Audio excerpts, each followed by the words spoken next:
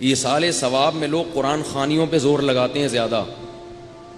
یاد رکھو، میں اس قرآن خوانی ایصال ثواب کے لیے جائز نہیں ہے.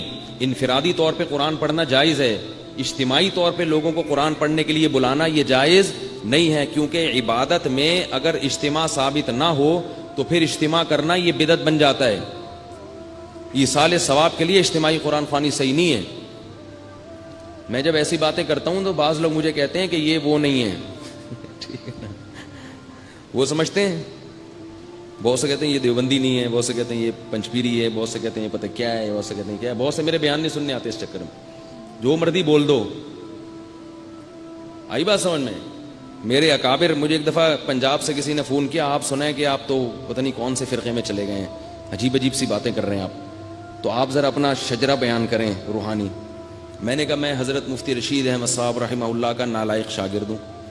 حضرت مفتی رشید احمد صاحب رحمہ اللہ حضرت مولانا عبد الغنی پھول پوری کے خلیفہ تھے اور بہت بڑے خلفاء میں سے ایک تھے. اور حضرت مولانا عبد الغنی پھول پوری مولانا اشرف علی تھانوی کے اجل خلفاء میں سے ایک تھے، بہت بڑے خلفاء میں سے. تو مولانا اشرف علی تھانوی کا تک میں نے سلسلہ پہنچا دیا نا. اب اگر کوئی جو ان کو سمجھتے ہو وہ کیا سمجھو، ہم کو سمجھو. ٹھیک ہے نا، ہم وہی ہیں بھائی. کوئی وہ بھی یہی کہتے تھے، وہ بھی یہی باتیں کرتے تھے جو ہم کر رہے ہیں، لیکن مانتے نہیں ہیں نا لوگ. پبلک کہتی ہے ہم نے ماننا نہیں ہے. تو اجتماعی انہوں نے وصیت کی تھی مولانا اشرف علی تھانوی نے کہ میرے مرنے کے بعد اجتماعی قرآن خوانی نہ کی جائے. ان کے مواعظ میں لکھا ہوا ہے، وصیت کر کے گئے تھے میرے مرنے کے بعد میرے ایصال ثواب کے لیے اجتماعی قرآن خوانی نہ کی جائے. آئیے بات سمجھ میں کہ نہیں آئی ہے؟ انہوں نے وصیت کی تھی، تو وہی بات ہم بھی کر رہے ہیں. تو اجتماعی طور پہ نہ کی جائے. کہاں سے کیا بات چل رہی تھی یار، کدھر چلی گئی؟ وہ تو ابراہیم علیہ السلام وہ تو چل رہا تھا. یہ میں کیا ہاں میں کہہ رہا تھا ایصال ثواب اگر کرنا ہے تو انفرادی عبادت کرو، اور جو چیز منصوص ہے نا حدیث میں اس کو کیوں فالو نہیں کرتے؟ حدیث میں صدقات و خیرات کا ذکر ہے، اس پہ زیادہ زور لگاؤ، دیگوں پہ نہیں. دیگ الگ چیز ہے، صدقات و خیرات الگ چیز ہے. دیگیں ہوتی ہیں شادی بیاہ میں، ولیموں میں، خوشی میں. میتوں پہ دیگیں نہیں ہوتی.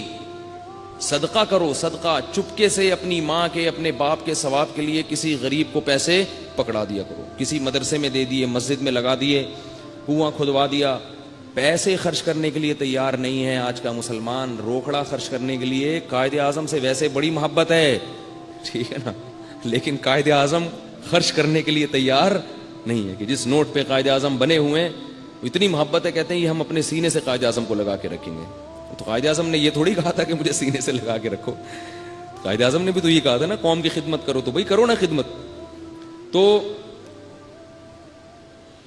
کیا کہہ رہا تھا میں؟ والدین کی جو ہے نا اگر کوتاہی ہو گئی ہے تو تلافی ہو سکتی ہے، لیکن اگر زندہ ہیں تو پھر اللہ نے ان کے ساتھ کیسا سلوک کرنا ہے اس کا طریقہ ابراہیم علیہ السلام کے اس واقعے میں بتا دیا. کہ اتنے نیک آدمی ایک طرف اور اس کے مقابلے میں اللہ کے اتنے بڑے دشمن، لیکن چونکہ اس وقت دنیا میں کون ہے؟ باپ اور بیٹے کا رشتہ ہے، تو اب بیٹا باپ کے سامنے اونچی آواز سے بات نہیں کر سکتا. تو اپنے باپ کا احترام کیا کرو اللہ کے بندے.